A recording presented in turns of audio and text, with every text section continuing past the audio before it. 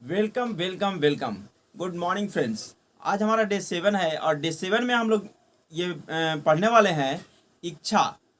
Second जो lesson था वो था इच्छा। तो इच्छा के में पार्ट है उन्होंने अपने पीछे हटने का कोई संभव तरीका नहीं छोड़ा। उन्हें जीतना फिर भी जीतना या फिर नष्ट हो जाना था। सफलता की वंश की कहानी के पीछे यही सब कुछ है। बहुत समय पहले एक महान योद्धा को एक ऐसी स्थिति का सामना करना पड़ा था जिसने उसके लिए एक निर्णय करना आवश्यक बना दिया जो युद्ध के मैदान में उसकी सफलता सुनिश्चित करता।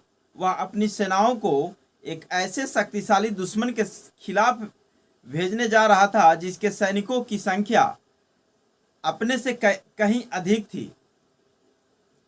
उसने अपने सैनिकों को नावों में सवार किया, दुश्मन के देश के लिए रवाना हुआ, सैनिकों और उपकरणों को उतारा। उसके बाद उन्हें लेकर आने वाली नावों को जलाने का आदेश दिया। पहली लड़ाई से पहले अपने सैनिकों को संबोधित करते हुए उसने कहा, आप नौकाओं से उठते हुए धुएं को देख रहे हैं। इसका मतलब है कि जब तक हम जीत नहीं जाते हम इन तटों को जीवित रहते हुए नहीं छोड़ सकते। आप हमारे पास अब कोई विकल्प नहीं है। हम या तो जीतेंगे या नष्ट हो जाएंगे। और वे जीत गए। हर आदमी जो किसी भी उपक्रम में जीतता है अपने जहाज़ों को जलाने के लिए तैयार होता है और पीछे हटने के सभी स्रोतों को काट देता है। केवल ऐसा करके ही कोई मन की उस अवस्था को बनाए रखने के बारे में सुनिश्चित हो सकता है जिसे सफलता के लिए आवश्यक जीतने की एक जलती हुई इच्छा के रूप में जाना जाता है। इच्छा किसे कहा जाता है, ये परिभाषा दी गई है कि अगर आपकी इच्छा है और आप वहां जाना चाहते हैं, किसी भी सफलता को प्राप्त करना चाहते हैं, तो सफलता में पीछे हटने के लिए जो रास्ता आपके लिए बनाए जाएंगे, आप उस सफलता को प्राप्त नहीं कर पाए, इसके लिए जो रास्ते खुले रहेंगे उस रास्ते को पहले बंद कर दीजिए। उसके बाद केवल सफलता की ओर ही जाना होगा ताकि आपको पीछे मुड़ने का मौका ही ना हो। तो आपकी सफलता निश्चित है। ये इस कहानी का सारांश है। शिकागो में एक बड़ी आग लगने के बाद ही सुबह व्यापारियों का एक समूह अपनी दुकान से उठते हुए धुएं को देखते देखते हुए स्टेट स्ट्रीट पर खड़ा था। वे यह तय करने के लिए कि क्या पुनर्निर्माण करने की कोशिश करेंगे या शिकागो छोड़ देंगे और देश के एक और अधिक आशाजनक हिस्से में शुरुआत करेंगे। वे एक सम्मेलन में गए। एक को छोड़ वे सभी शिकागो छोड़ने के निर्णय पर पहुंच गए। वह व्यापारी जिसने वहीं रहने का पुनर्निर्माण करने का फैसला किया था अपनी दुकान के अवशेष की तरफ उंगली से इशारा किया और कहा, सज्जनों, उस स्थान पर मैं दुनिया का सबसे बड़ी दुकान का निर्माण करूंगा। मुझे कोई फर्क नहीं पड़ता कि यह कितनी बार जल जाती है। यह 50 से अधिक साल पहले हुआ था। दुकान बन गई थी। यह आज भी वहां खड़ी है, मन की उस अवस्था की शक्ति के एक विशाल स्मारक के रूप में जिसे एक दहकती हुई इच्छा के रूप में जाना जाता है। मार्शल फील्ड के लिए करने के में आसान वास्तव में वही होता है जो उसके साथी व्यापारियों ने किया। जब जाना मुश्किल था और भविष्य निराशाजनक दिख रहा था तो वहां चले गए जहां जाना आसान लग रहा था। मार्शल फील्ड और एक अन्य व्यापारी के बीच इस अंतर को अच्छी तरह से चिन्हित कर लें, क्योंकि यही एक अंतर है जो एडविन सी बर्न्सको एडिसन के संगठन में काम करने वाले अन्य हजारों युवकों से अलग करता है। यह वही अंतर है जो व्यवहारिक रूप से उन सभी को जो सफल होते हैं उन लोगों से अलग करता है जो असफल होते हैं।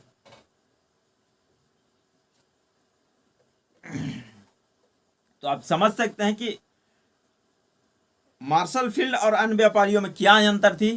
जो मार्शल फील्ड वही दुकान अपनी बनाना चाह रहे थे जहां उनकी दुकान पहले से थी, जबकि वो काम मुश्किल था, उसमें खर्च ज़्यादा आ रहा था। तो लोग आसानी जहां आसान हुई, मतलब जहां कम खर्च में दुकान बन गया और दुकान चलने लगा, तो वहां पे जाना पसंद किया और ये वहीं पे अपनी दुकान को खड़ा करना पसंद किए जहां पे इनकी पुरानी दुकान थी। हर इंसान जो पैसे के प्रयोजन की समझ की उम्र तक पहुंचता है,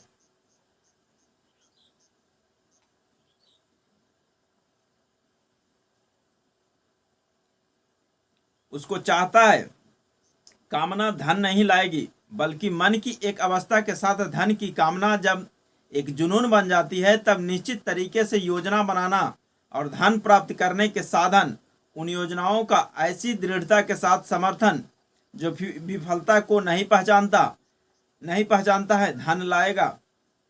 वह विधि जिसके द्वारा धन की इच्छा को इसके विपरीत समतुल्य में परिवर्तित किया जा सकता है, 6 निश्चित व्यवहारिक कदमों में गठित होती है। ये 6 निश्चित व्यवहारिक कदम क्या हैं, ये ध्यान से सुनिएगा। आपके मन में इच्छित पैसे की सटीक मात्रा तय करें। मैं बहुत पैसा चाहता हूँ, केवल यह कहना ही पर्याप्त नहीं है, इसे राशि के रूप में निश्चित करें।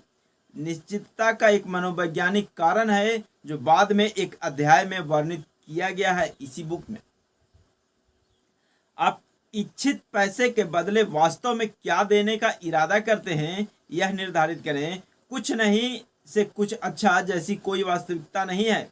एक निश्चित तारीख निर्धारित करें जब आप इच्छित पैसे पाने का इरादा रखते हैं। अपनी इच्छा क्रियान्वित करने की एक निश्चित योजना बनाएं और एक बार शुरू कर दें, चाहे आप इस योजना को कार्रवाई में डाल देने को तैयार हो या नहीं। आप पैसे की जो राशि प्राप्त करना चाहते हैं उसका एक संक्षिप्त बयान स्पष्ट रूप से लिखें। इसके अधिग्रहण की समय सीमा को नाम दें। पैसे के बदले में देने के लिए आपका इरादा क्या है बताएं और उस योजना का स्पष्ट रूप से वर्णन करें जिसके माध्यम से आप इसे जमा करना चाहते हैं। अपना लिखित बयान दिन भर में 2 बार जोर से पढ़ें, एक बार रात में सोने से ठीक पहले और एक बार सुबह जागने के बाद। जब आप पढ़ें तो देखें और महसूस करें, अपने आप पर विश्वास करें कि पहले से ही आपके कब्जे में है। यह महत्वपूर्ण है कि आप इन 6 चरणों में वर्णित निर्देशों का पालन करें। यदि यह विशेष रूप से महत्वपूर्ण है कि आप 6ठे अनुच्छेद में लिखे निर्देश का निरीक्षण और अनुसरण करें। आप शिकायत कर सकते हैं कि पैसे को अपने कब्जे में देखना इससे पहले कि वास्तव में आपके पास हो आपके लिए संभव है। यही जगह है जहां एक धधकती हुई इच्छा आपकी मदद के लिए आएगी।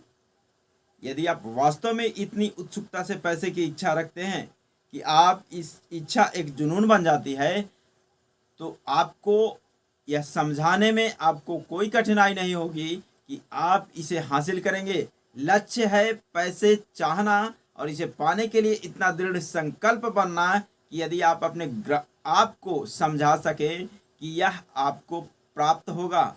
केवल वे लोग जो धन सचेत बन गए हैं हमेशा भारी मात्रा में धन जमा करते हैं। धन सचेत का मतलब है कि मन धन की इच्छा से इतनी अच्छी तरह संतृप्त हो गया है कि व्यक्ति देख सकता है कि यह पहले से ही उसके स्वयं के कब्जे में है।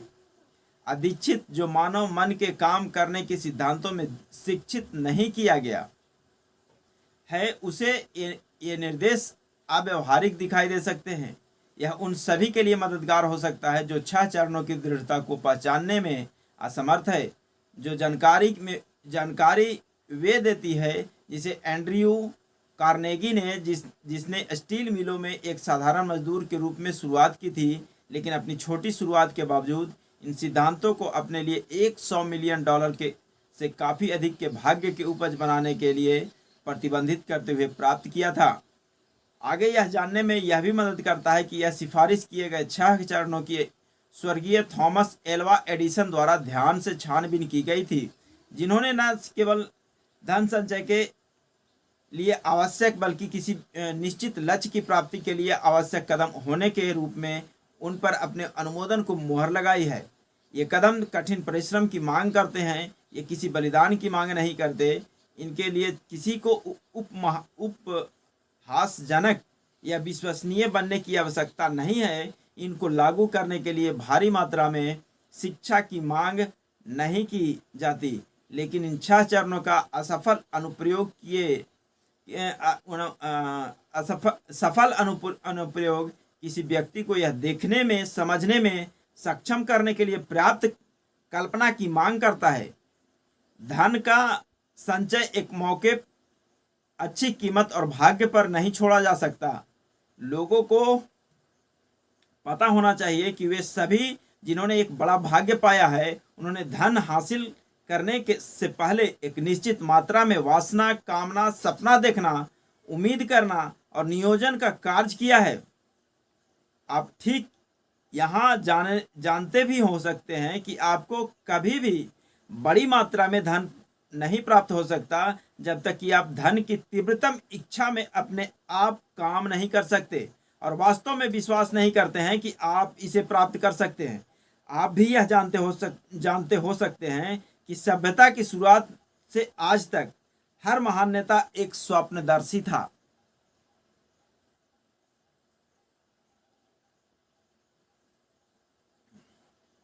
ईसाई धर्म आज दुनिया में सबसे बड़ी क्षमतावान शक्ति है, क्योंकि इसके संस्थापक एक गहन स्वप्नदर्शी थे,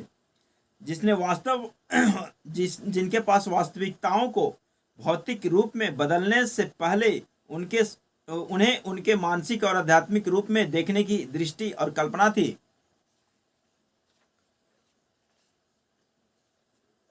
अगर आप अपनी कल्पना में बहुत सारा धन नहीं देख सकते हैं तो आप अपने बैंक बैलेंस में उन्हें कभी नहीं देखेंगे। व्यवहारिक स्वप्नदर्शियों के लिए आज जितने महान अवसर मौजूद हैं, वैसा अमेरिका के इतिहास में पहले कभी नहीं रहा था। 6 साल के आर्थिक पतन ने सभी लोगों को काफी हद तक एक ही स्तर पर नीचे गिरा दिया है। एक नई दौड़ लगभग शुरू होने वाली है। दौड़ उस विशाल किस्मत का प्रतिनिधित्व करता है जो अगले 10 वर्षों के भीतर संचित होगा। दौड़ के नियम बदल गए हैं, क्योंकि अब हम एक बदली हुई दुनिया में रहते हैं जो निश्चित रूप से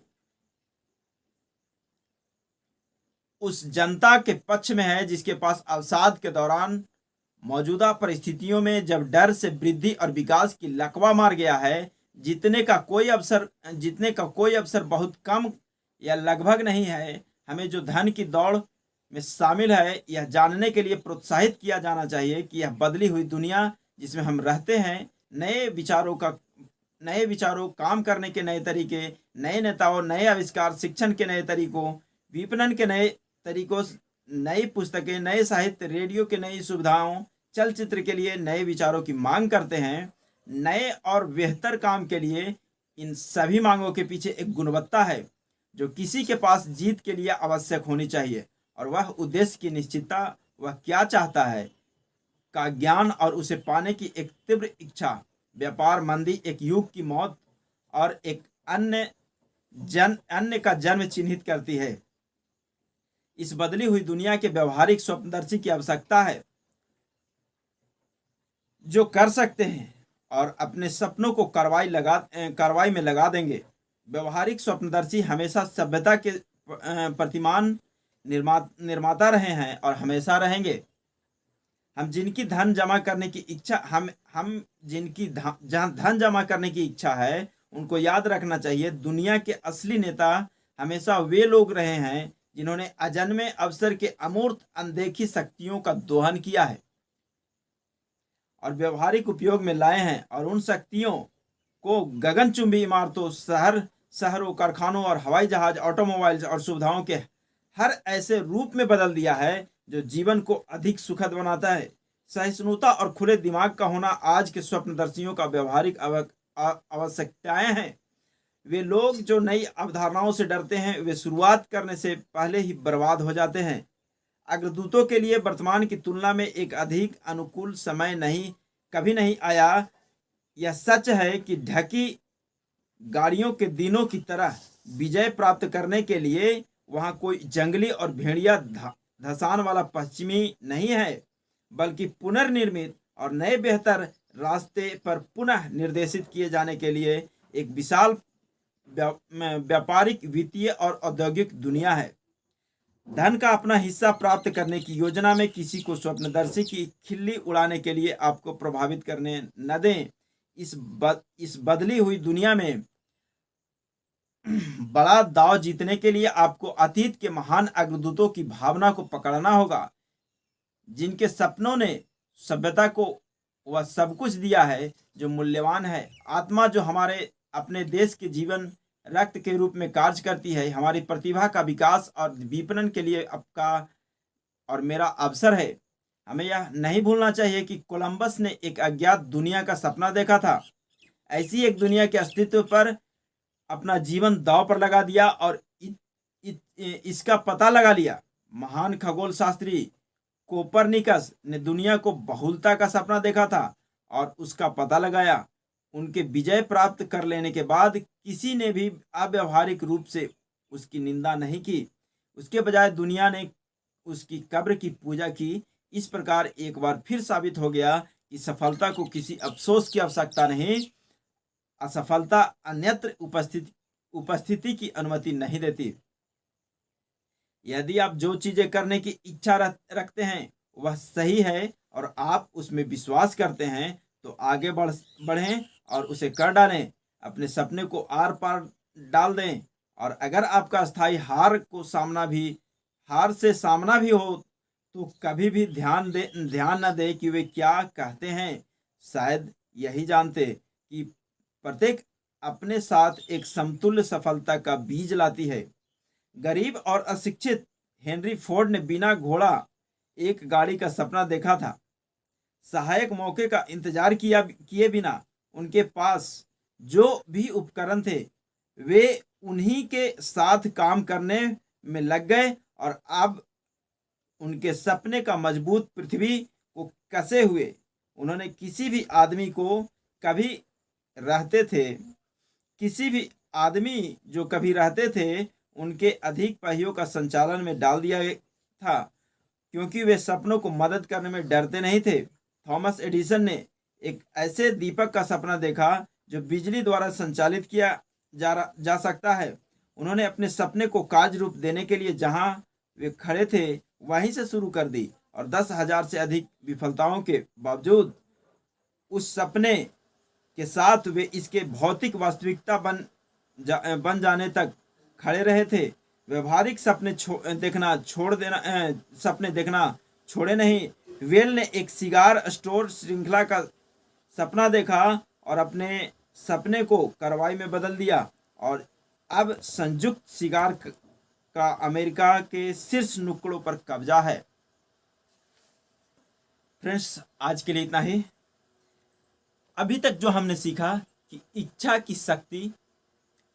की शक्ति से आप अपने अंदर सुदृढ़ सपना देख सकते हैं और जब आप सपने को साकार करने के लिए कार्य करना शुरू करते हैं तो आपकी सफलता निश्चित हो जाती है। फ्रेंड्स, आज से आपने जो सपना देखा है उसमें कार्य करना शुरू कर दीजिए। थैंक यू, धन्यवाद।